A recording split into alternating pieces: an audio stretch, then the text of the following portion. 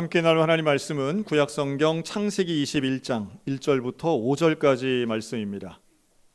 여호와께서 말씀하신 대로 사라를 돌보셨고 여호와께서 말씀하신 대로 사라에게 행하셨으므로 사라가 임신하고 하나님이 말씀하신 시기가 되어 노년의 아브라함에게 아들을 낳으니 아브라함이 그에게 태어난 아들 곧 사라가 자기에게 낳은 아들을 이름하여 이삭이라 하였고 그 아들 이삭이 난 지 8일 만에 그가 하나님이 명하신 대로 할례를 행하였더라. 아브라함이 그의 아들 이삭이 그에게 태어날 때에 100세라. 아멘. 우리 하나님의 은혜가 우리 모든 성도들과 날마다 함께 하시기를 주님의 이름으로 축복합니다. 자, 오늘은 이삭의 길이라는 제목으로 첫 번째 시간 말씀 전합니다. 이번 2월달 한 달 동안에 우리 이삭에 대해서 한번 살펴볼 텐데요. 이삭은 저 개인적으로 물론 좋아하는 인물이기도 하지만 이삭의 아버지 또 이삭의 아들, 손자와 비교해서 이 네 대의 유명한 믿음의 인물들이 있죠. 즉 아브라함, 이삭, 야곱, 요셉까지 이 네 명을 이렇게 비교해서 보면 이삭의 인생 자체가 상당히 특별하다 하는 걸 생각할 수 있습니다. 다양한 특징들이 있죠. 각각의 장점도 있고 또 교훈도 있지만 좀 압축해서 말한다면 이삭의 인생은 나머지 세 명, 즉 아버지나 아들과 손자와는 조금 다른 가장 안정적인 인생을 살았다라고 볼 수 있습니다. 고향을 떠나지 않아요. 또 같이 있는 자리에서 시작점 자체가 풍요롭고 여유 있는 시작점의 인생을 삽니다. 제가 한번 이런 질문을 드리고 싶어요. 여러분 선택할 수만 있다면 1번 모진 고난을 다 이겨내고 역전을 통해서 인생의 최고의 정점에 오르는 삶.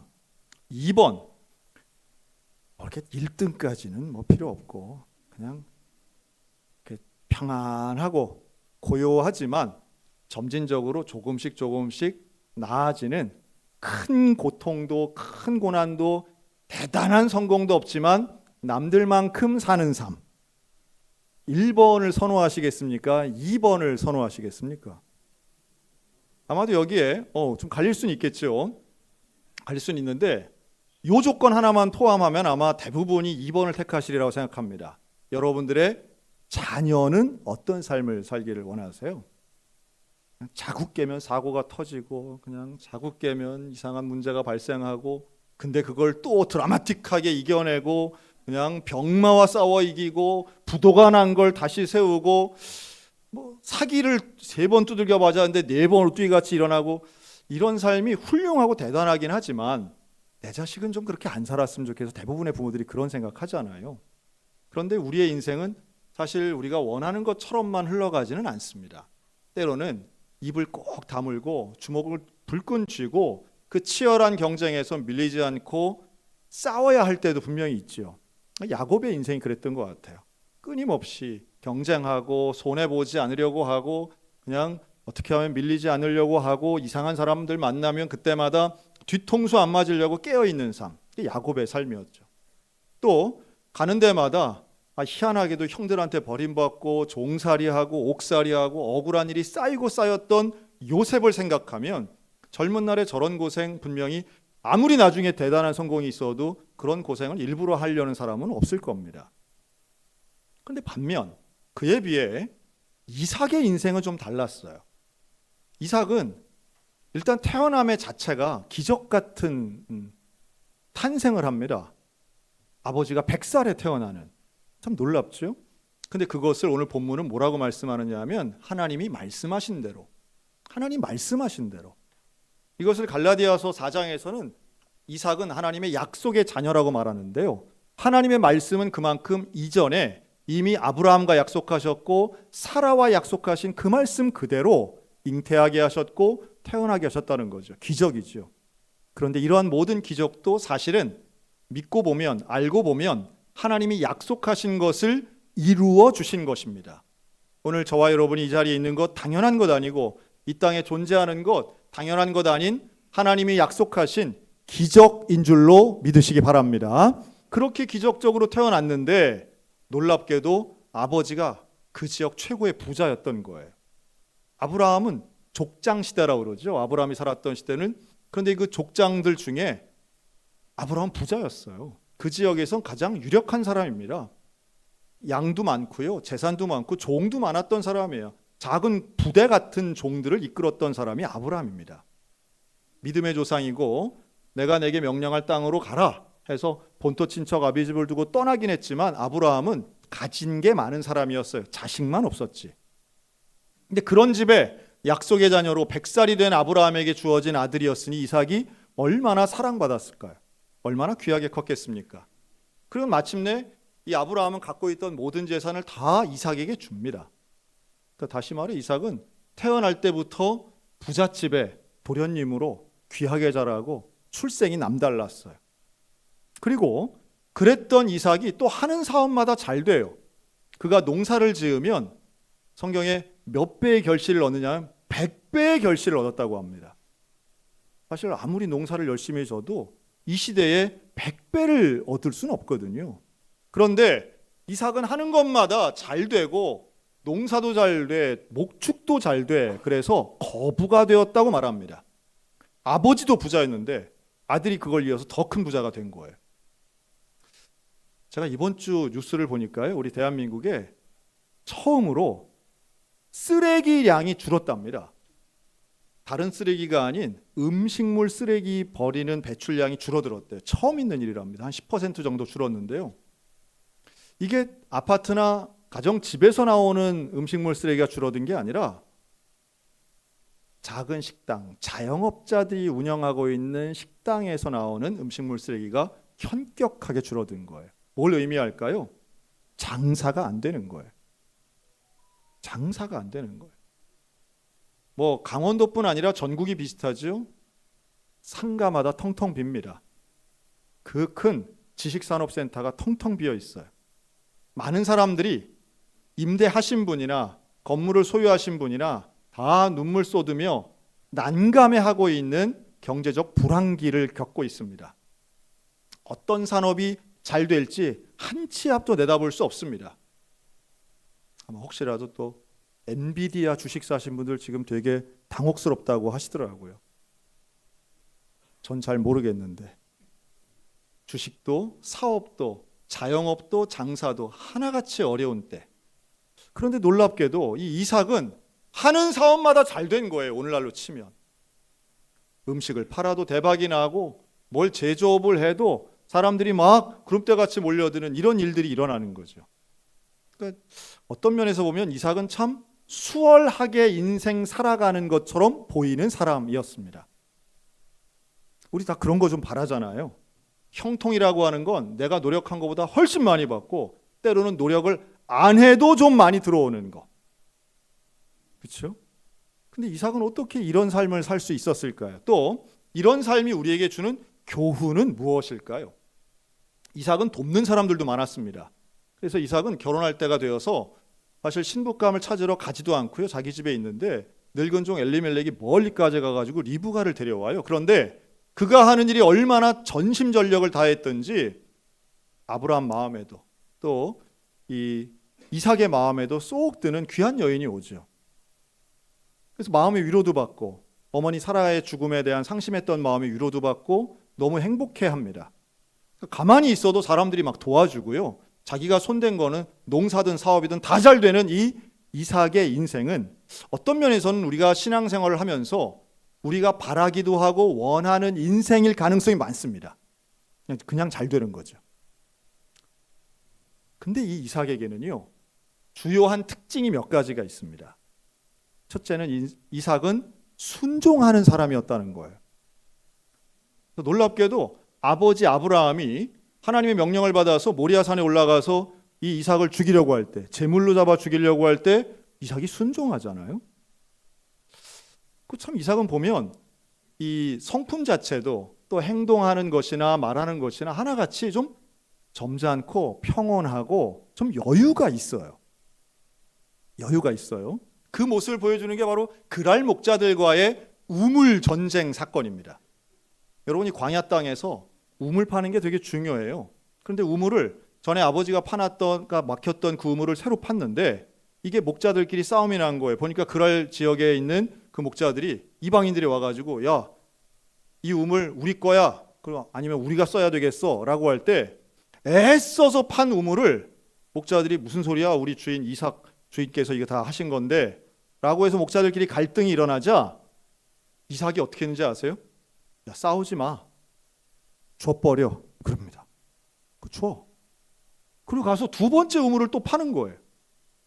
근데 그 두 번째도 마찬가지로 또 그랄 목자들이 와가지고 야, 그것도 내놔. 아, 그래? 그것도 줘. 또 가서 세 번째를 파요. 자, 이게 그냥 그러려니 하고 들으면 안 되시는 게, 여러분, 이삭은 호구입니까? 아닙니까? 호구가 아니잖아요. 어떻게 이 경쟁 시대에, 이 치열한 시대에 양보하고 안 싸우고 경쟁하지 않으면 그거 어떻게 이길 수가 있겠어요? 그치? 이렇게 소리가 나는데 내 휴대폰인 줄 모르실 수도 있어요. 그러니까 여러분, 당시에 우물을 판다는 거는요 보통 일이 아니에요. 이거 되게 힘든 일이에요.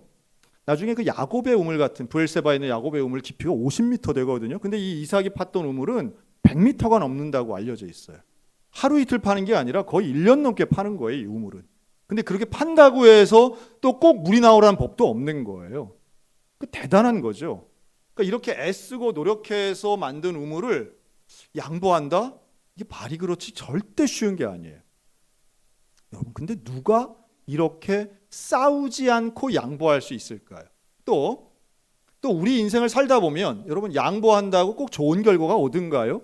그렇지도 않잖아요. 그 양보하고 어쩔 땐 싸워가지고 내 걸 더 뺏어오는 것이 지혜일 때도 있는데, 이런 방식이 과연 이삭의 어떤 면을 우리에게 보여주는가? 저는 우리 춘천 시민이 전 세계에서 1등인 분야가 있다고 저는 생각합니다. 그거는 바로 운전 매너입니다. 운전 매너. 제가 처음에 이사 와가지고 한 4년 동안 너무너무 감탄하고 놀랍게 여기고 신비롭게 여겨서 연구했던 분야가 춘천 시내의 교통 흐름이었어요. 편도 2차선. 우리 교회에서 사거리 지나서 명동으로 가는 그 길 있잖아요. 그 길은 건너다니는 사람도 제법 많고 한데 거기 갈 때마다 느끼는 건데요. 우리 춘천 시민은 누가 이렇게 차가 앞으로 낄 때에 양보를 해요? 안 끼워주려고 바짝 붙어요. 10이면 9은 다 양보해요. 그 하나는 제가 볼 때는 서울, 경기, 인천 쪽에서 오신 분들일 가능성이 높아요. 그리고 누가 막 급하게 확 들어오면 클렉션을 울려요, 안 울려요? 절대 안 울려요.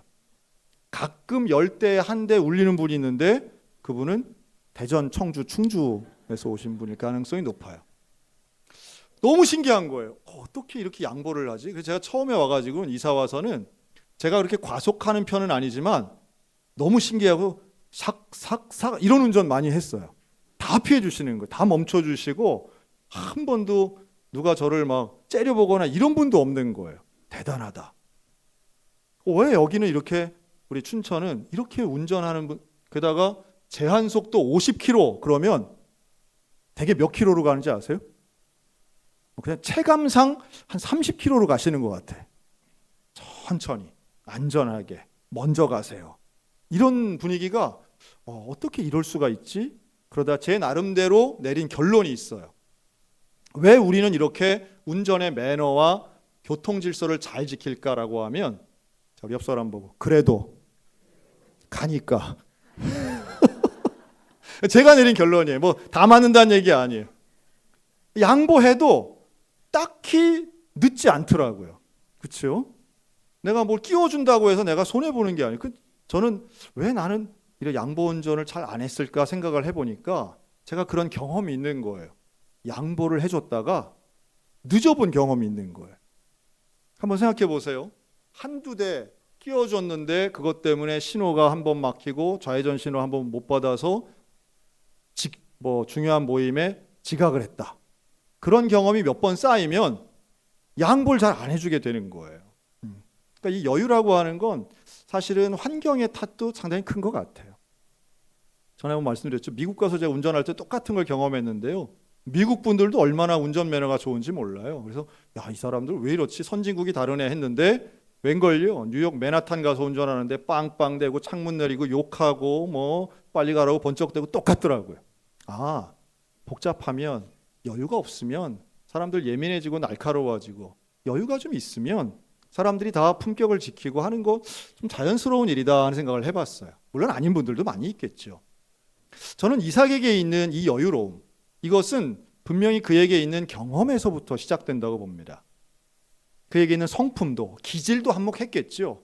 싸우는 것보다는 그 다음 그래 우물? 너 가져. 나는 또 파면 돼. 이게 어떤 사람에게는 미련해 보이고 어리석어 보이고 손해보는 것 같아 보이지만 놀랍게도 아브라함, 이삭, 야곱, 요셉에게는 공통분모가 하나 있어요.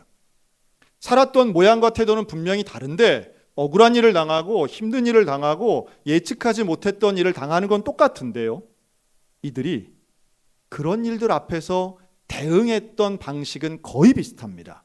바로 하나님을 의지하는 일이었습니다. 하나님을 바라본 일이었어요. 이삭은 하나님을 바라보는 사람이었어요.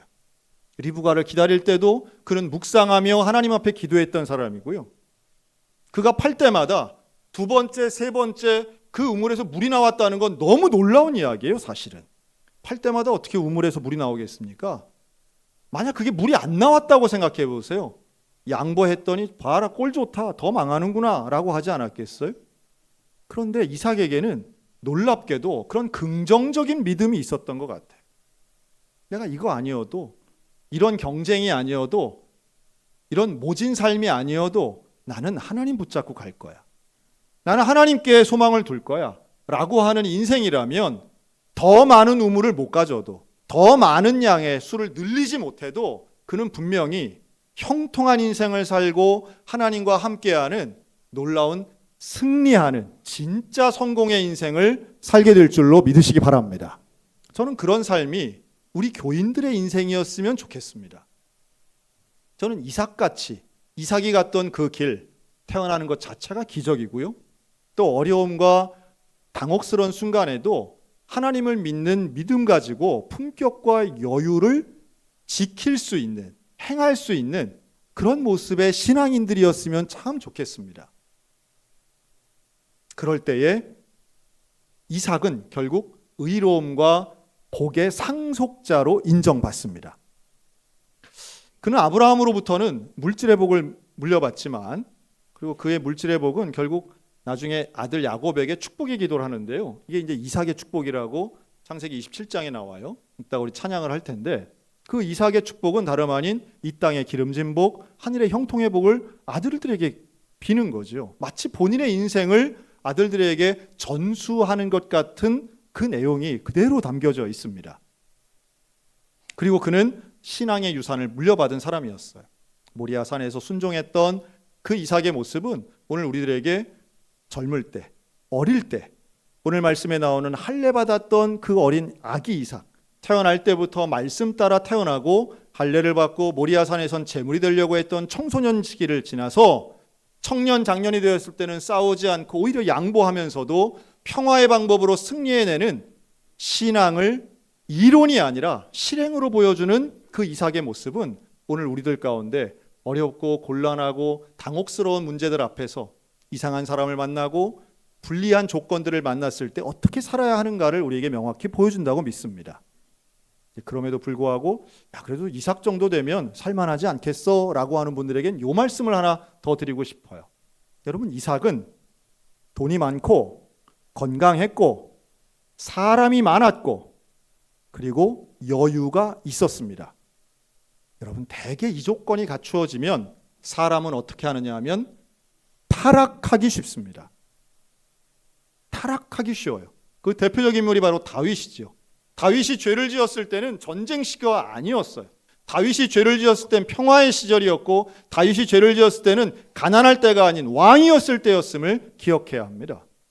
가난하고 힘없고 주목받지 못했을 때는 그는 성령 충만한 사람, 하나님 말씀에 순종한 사람, 사람들 앞에 겸손한 사람이었지만, 권력 갖고 돈 갖고 힘 가졌을 때는 오히려 사람들을 취하고 부하의 여인을 아내를 밧세바를 취하는 범죄를 저지르고 그 죄를 덮기 위해서 부하를 죽이는 죄까지 서슴지 않습니다. 그게 다 힘과 능력이 있었기 때문이에요. 반면 이삭은 그렇지 않았어요. 이삭은 돈 많고 여유 많았지만 타락하지 않아요. 죄를 짓지 않아요. 그의 아내 리브가가 아기를 낳지 못하거든요. 근데 그때에 사실은 이삭 같은 사람들, 이삭 같은 좋은 조건이 있는 유리한 사람들은요, 당시에 다 어떻게 했느냐? 첩을 들이든지 아니면 아버지 아브라함이 했던 것처럼 종을 통해 아이를 낳는 방법을 되게 취합니다. 그런데 이삭은 그러지 않았어요. 이삭은 처음부터 끝까지 아내 리브가만 사랑합니다. 얼마나 훌륭한지 몰라요. 여러분, 형통한 인생은 쉽고 술술 풀리는 인생 우리가 다 원하고 동경하지만 그 이면에는 쉽게 타락할 가능성이 있음을 경계해야만 합니다. 오히려 타락하지 않고 건전하게 살아가는 건강하고 건전한 사람, 그 성결의 은혜를 지킬 수 있는 사람에게 주시는 하나님의 은혜가 바로 이삭의 길이라고 믿습니다. 저는 이런 인생이 우리 성도들에게 또 우리 자녀손들에게 우리 다음 세대에게 있었으면 참 좋겠습니다. 막연하게 잘 되고 잘 풀리는 인생이 아니라 아무리 잘 돼도 성결성을 잃지 않는 사람들, 아무리 성공해도 교만해지지 않는 사람들, 아무리 돈이 많아도 타락하지 않고 죄짓지 않는 그런 젊은이들로 우리의 다음 세대가 자랐으면 좋겠다는 말씀이에요. 그러려면 돈보다 크신 하나님을 만나야만 합니다. 그러려면 권력보다 크신 하나님을 믿어야만 합니다. 작년 우리 교회는 교회 창립 70주년을 맞이해서 여러 가지 행사를 했는데요. 그중에 처음으로 했던 일이 바로 초등학생들을 필리핀의 단기 선교사로 파송했던 일이었습니다. 걱정도 많았고 염려도 많았는데 아이들이 잘 안전하게 갔다 오고 중요한 건 귀국하는 날부터였어요. 이 아이들 중에 일부가 귀국하는 순간부터 필리핀에서 입었던 그 단체 티셔츠를 잘 때도 입고 학원 갈 때도 입고 교회 올 때도 입는 거예요. 겨울이었습니다. 계약을 했더니 애들이 그걸 입고 학교를 갑니다. 그리고 주일날 저만 보면 목사님 내년에도 필리핀 가죠 이러는 거예요. 초등학교 5학년짜리들이에요. 저는 그때 이미 필리핀을 한 4번 갔다 왔으니 5번째 갔다 온 거거든요. 그러니까 이제 국내 선교 다른 걸 좀 해야겠다라고 생각을 하던 때였습니다. 애들이 저렇게 지금 2월 3월 달은 저래도 이제 여름쯤 되면 이제 좀 식겠지 하고 생각을 했어요. 제 나름대로. 자, 여름이 됐습니다. 얘들이 낡아 빠진, 매일 입었기 때문에 애들이 티셔츠가 낡은 거예요. 그 낡은 티셔츠를 입고 저한테 와서 그래요. 목사님, 제가 단기 선교 가려고 40만 원 모았다는 거예요. 40만 원. 세뱃돈부터 해서 용돈을 모았다는 거예요. 깜짝 놀랐어요. 추석쯤 됐는데 와가지고 그러는 거예요. 목사님, 저 돈 다 모았습니다. 80만 원. 초등학교 5학년짜리가. 그러면서 저를 붙잡고 제 방에 쳐들어오기도 하고 보내달라는 거예요. 선교를 보내달라는 거예요. 제가 그때 누가복음 18장에 나오는 불의한 재판관 이야기가 생각이 났습니다. 불의한 재판관. 원래는 그게 아닌데 이게 억울함을 안 들어주면 큰일 나겠구나. 근데 이 아이 한 명을 통해서 친구들도 제 40만 원 됐대. 그 얘기 듣고 그때부터 애들이 용돈을 또 모으기 시작하는 거예요. 여러분, 아이들이 초등학교 5학년이 80만 원 모으는 게 여러분 이게 아무리 집에 여유가 있어도 이게 쉽겠습니까? 절대 쉽지 않죠. 그리고 그것을 본인이 모으면서 하나님 앞에 내가 어떤 사역을 할 수 있고 계획을 이루는 일들은 전혀 차원이 다른 거예요. 그렇게 준비한 단기 선교입니다. 이 단기 선교가 이제 다음 주면 출국을 하는데요. 다음 주 주일날 출국합니다. 어린이 10명 갑니다. 초등학교 4학년부터 중학교 1학년까지의 팀이에요. 그런데 여러분, 얘들이 모여서 뭘 할지, 어떤 일을 할지 한 번 갔다 온 경험을 가지고 연구하고 연습하고 준비를 했어요. 저는 이 아이들의 인생을 이렇게 좀 말씀드리고 싶어요. 최소한 돈보다 크신 하나님을 경험하겠구나. 그리고 내 인생에 하나님이 참 중요한 분이라고 하는 것을 체험하는 준비 기간이었겠다. 그리고 교회를 통해서 내 인생의 중요한 결정과 경험을 할 수 있는 그 경험치가 쌓인다는 것은 얼마나 위대한 일인지 몰라요. 고난도 있겠죠. 그러다 살다 보면 이런저런 일들도 있을 겁니다. 그러나 중요한 건 그때마다 하나님을 찾게 될 가능성이 훨씬 더 높아졌을 겁니다. 방송실에서는 이 인터뷰 영상을 좀 준비를 해주시고요. 오늘 기도하지 않고 이 인터뷰 영상을 먼저 보고 그리고 아이들의 특성을 듣도록 할 텐데, 하나님께서는 우리 교회가 지금이 아닌 앞으로 더 좋은 교회, 하나님이 아브라함에게 이삭을 주신 이유가 뭘까요? 큰 민족을 이루는데 아들을 한 명 주신 거예요. 그 한 명의 아들을 통해서 하나님이 놀라운 구원의 역사를 이루신 분이시죠. 그리고 그러한 시작점에 말씀과 약속이 있었고, 그리고 이삭의 걷는 길 가운데 하나님은 많은 장치들을 만들어 주셔서 성장과 복음의 전파가 이루어진 것입니다. 오늘도 우리 선교의 사명을 가지고 함께 나아가는 우리 모두 가운데 이삭과 같이 복을 누리고 복의 상속자가 되어 하나님의 일들을 감당하는 우리 모두가 다 되시기를 주님의 이름으로 축원합니다. 아멘.